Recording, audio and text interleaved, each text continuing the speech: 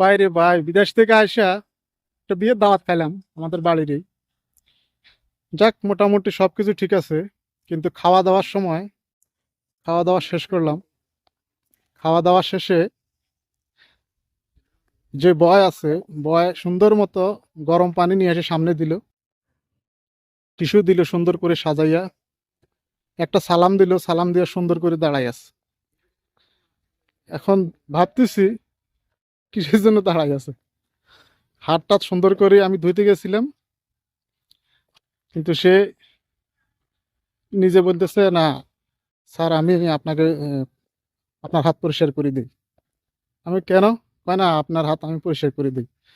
সে গরম পানি দিল, গরম পানি দিয়ে হাত পরিষ্কার করে টিস্যু দিয়ে সুন্দর করে দাঁড়ায় থাকলো হাত দুইটা সামনে দিয়ে।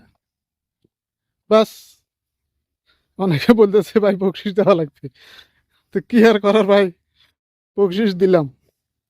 বর্তমানে দাওয়াত খাইলেও পয়সা, আবার দাওয়াত যেখানে খাইতে যাবেন সেখানেও আপনাকে বকশিস দিতে হবে। এই হলো বর্তমান পরিস্থিতি। ভালো থাকবেন।